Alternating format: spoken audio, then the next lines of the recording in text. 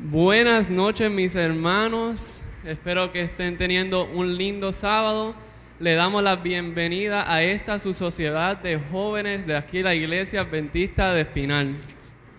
Como pueden ver, esta sociedad de jóvenes va a ser un poquito diferente, va a ser estilo panel, en cual yo le voy a estar actuando como moderador y entonces le voy a estar haciendo una pregunta a cada uno de los panelistas y van a estar discutiendo sobre lo que es el cristiano y la política. Primero que nada, antes de comenzar nuestra programación, le queremos invitar a todos ustedes que nos acompañen en oración. Pastor González, ¿nos puede acompañar en oración? Muy bien, oremos. Padre de amor, qué bueno es alabar tu nombre y decirte gracias por tus bondades, por tu misericordia, por tu cuidado, por tu amor, por habernos dado una semana llena de bendiciones.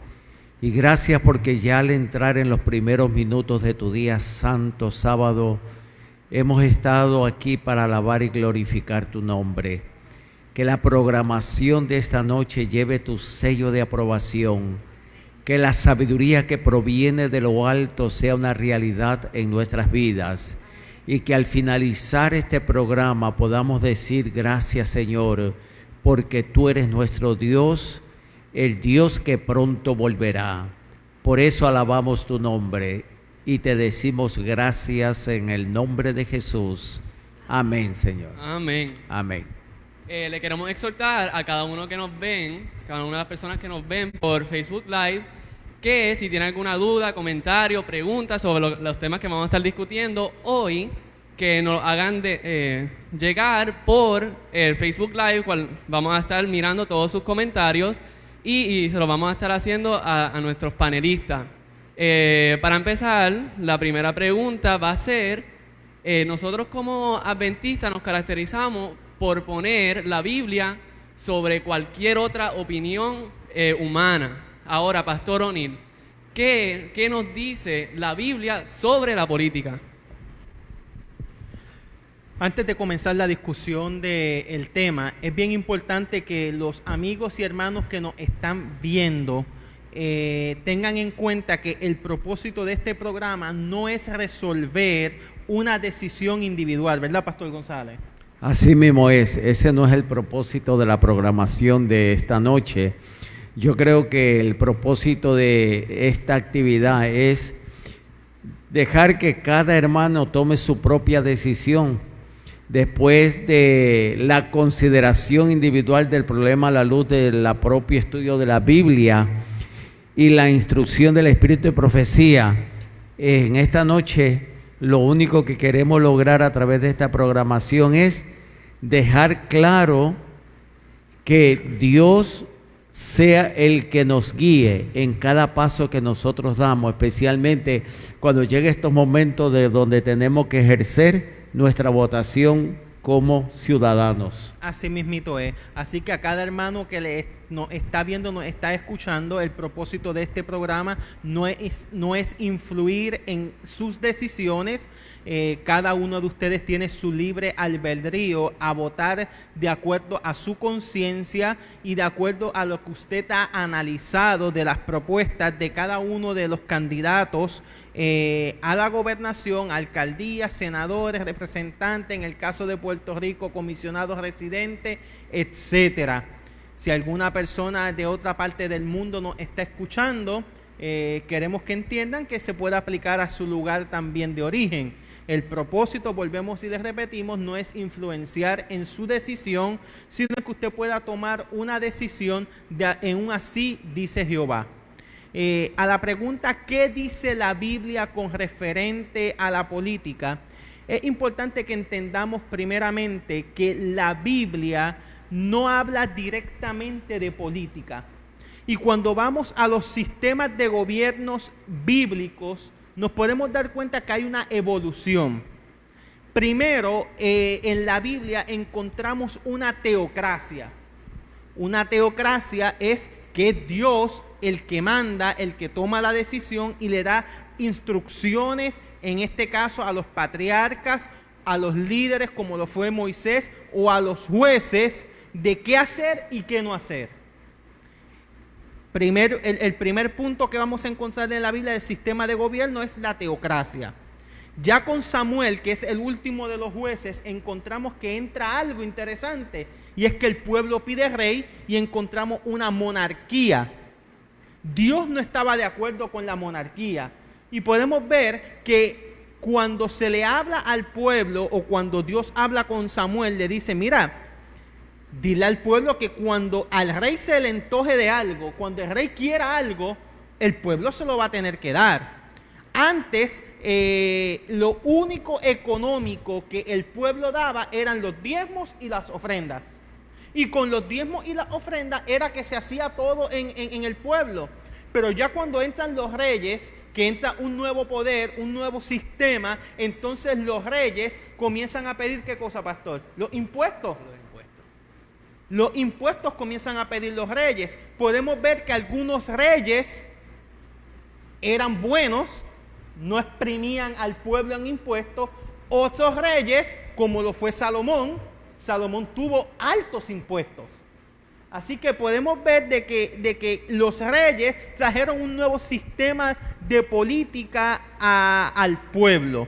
En la monarquía es importante que entendamos que en la monarquía bíblica, en la monarquía del pueblo de Israel, aunque había un rey el que tomaba las decisiones, ese rey tenía alrededor consejeros que lo ayudaban a tomar esa decisión, pero el mayor de esos consejeros, repito, en la monarquía israelita, tenía que ser Dios.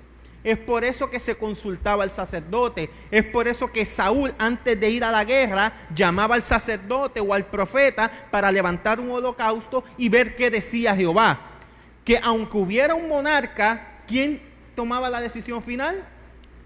Era Dios. Sí, se consultaba directamente con Dios. Inclusive, el rey mencionaba: consulta primeramente con Dios a ver si vamos o no vamos a la guerra. Lo que tenemos que hacer o lo que no debemos de hacer.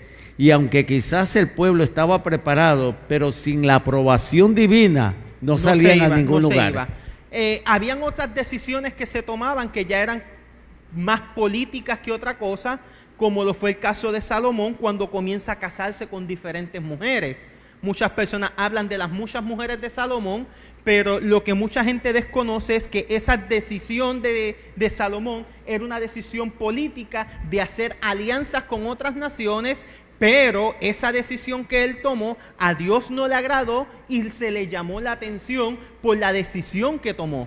Porque vuelvo y repito, aunque había un rey, la máxima autoridad en la monarquía israelita era Dios. Es lo que diferenciaba la monarquía israelita a las demás monarquías. En las demás monarquías, la egipcia, la babilonia, la romana, había un rey, pero ese rey, como era considerado Dios o un emperador, no tenía que consultar a nadie más. Pero en la monarquía israelita, en la política que se llevaba allí a cabo, se tenía que consultar. Luego de eso pasamos al Nuevo Testamento, y en el Nuevo Testamento aparece la figura de Juan el Bautista, donde comienza a señalar ciertas cosas que eran injustas dentro de la nación. Y puedes ver cómo también él señaló pecados que ocurrían en el reino. Uno de esos pecados que él señaló fue el pecado del rey Herodes, que se casa ¿con quién? Con Herodías. Entonces eso a él le costó la cabeza. En otras palabras, nosotros como cristianos sí podemos hacer valer nuestros derechos, sí podemos hacer señalamientos de acuerdo a ese principio.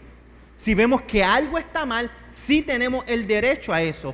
Pero a diferencia de Jesús en el Nuevo Testamento no lo vemos metido en ninguno de estos revoluces. Para el tiempo ya de Jesús habían varios grupos políticos religiosos, como lo eran los herodianos, los fariseos, los saduceos, los celotes y los esenios.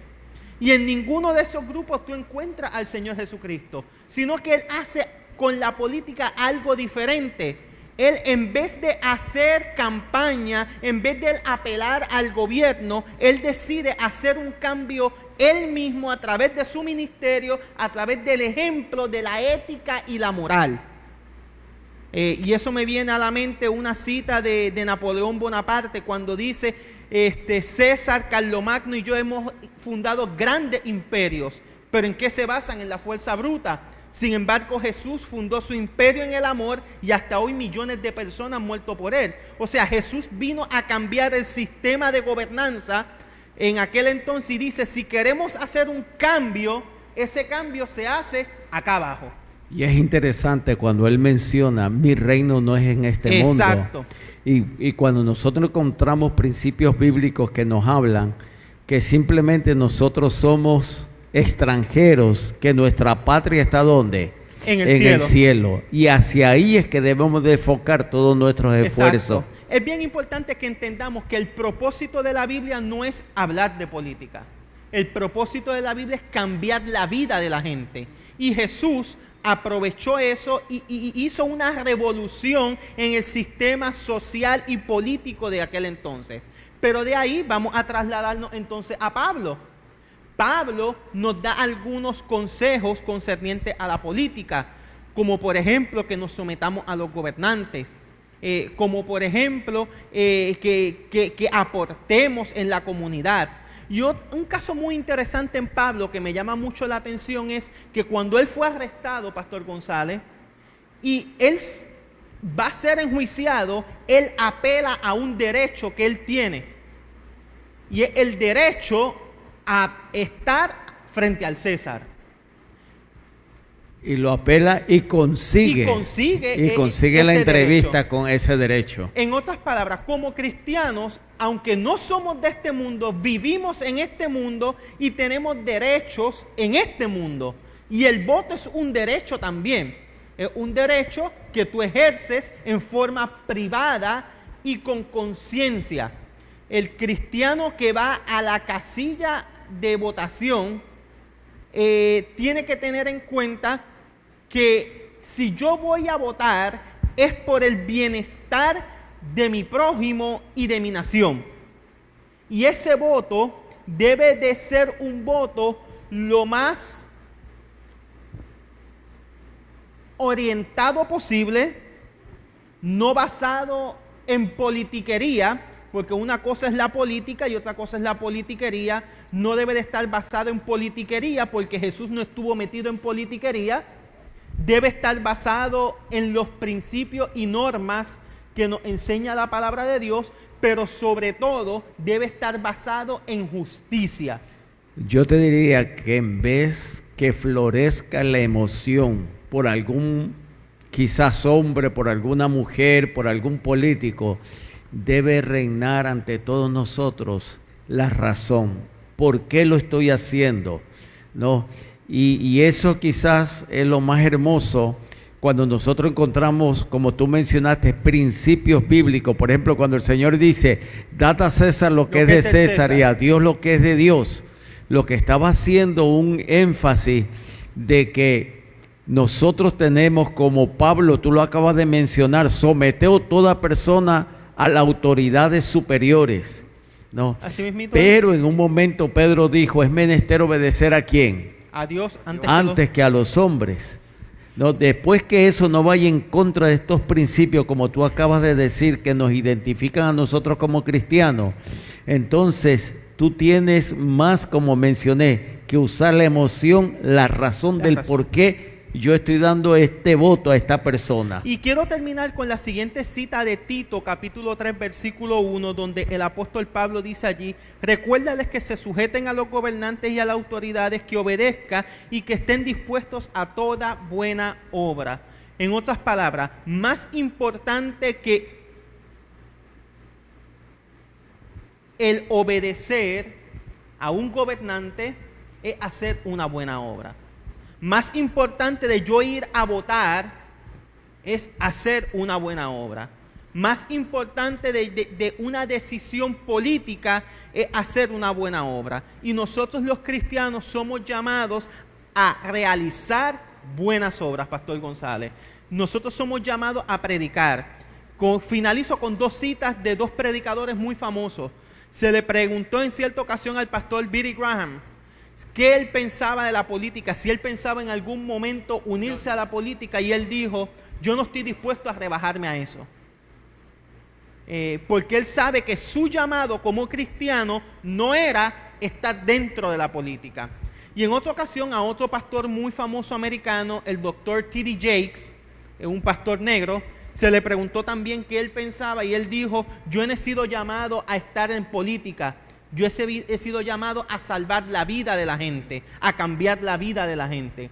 Y yo creo que estas palabras de estos dos pastores nosotros debemos de tenerla en cuenta. Somos llamados a cambiar la vida de la gente, somos llamados a hacer una diferencia en la vida de la gente, y con eso es que nosotros debemos llevar toda buena obra.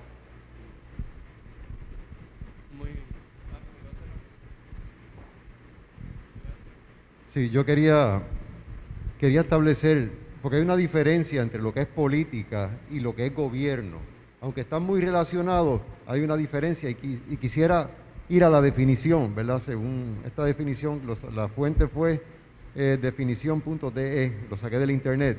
Esta fue la definición que más apropiada me pareció. Dice: la política es una actividad orientada en forma ideológica a la toma de decisiones de un grupo para alcanzar objetivos definidos, ¿verdad? Ciertos objetivos. Es la actividad orientada en forma ideológica. Obviamente, ¿verdad? Hay una ideología detrás del concepto de política. Hay otra definición, dice: también se puede definir como una manera de ejercer el poder con la intención de resolver o minimizar los choques entre los intereses encontrados que se producen dentro de una sociedad. Yo pensaba en esto, ¿verdad? La política es la actividad orientada en forma ideológica. Si pudiéramos preguntarnos, ¿cuál sería la política del gobierno de Cristo? Y para mí no hay otra cosa que sino el amor, porque es precisamente la ideología detrás del gobierno de Cristo, ¿verdad? Del gobierno divino. Y de hecho, vamos a definir gobierno. Según la teoría, se define como gobierno al organismo que, según reconoce la Constitución, asume las responsabilidades del poder ejecutivo y concentra el poder político para conducir a una determinada sociedad. Los gobiernos son necesarios. Los gobiernos son necesarios porque yo creo que el primer gobierno establecido es el gobierno divino. Dios tiene su gobierno y todo gobierno tiene sus leyes. Y Dios no es la excepción. Dios tiene su santa ley y está claramente expresada en la Biblia. Así que es importante entender que el gobierno, de hecho, es instituido por Dios y los gobiernos humanos están llamados, ¿verdad?, a trabajar en favor del pueblo para hacer decisiones y políticas justas para beneficio de todo el pueblo. Continúa. Ok, nosotros como cristianos estamos llamados a imitar el carácter y las acciones que Jesús tomó ahora aquí en la tierra durante el periodo que estuvo aquí. ¿Hubo alguna situación en donde Él se enfrentó, tuvo que hacer una decisión con respecto a la política? Y entonces, si fue así, ¿qué Él hizo? ¿Cómo Él manejó esa situación? Mira, es interesante que cuando nosotros vamos al cristianismo apostólico, que cumplió su misión evangélica bajo las estructuras opresoras del Imperio Romano, sin volverse en contra de ellos, ¿no? Por eso es que cuando mi compañero comenzó hablando en la programación, es un poco difícil adaptarnos a este tiempo, a lo que era tiempos antiguos, porque es importante entender que es necesario el gobierno, ¿no? El problema de todo esto es que cuando nosotros miramos todos los países alrededor de nosotros y nos concentramos unir en esta bella isla de Puerto Rico, nos damos cuenta cómo la política, en vez de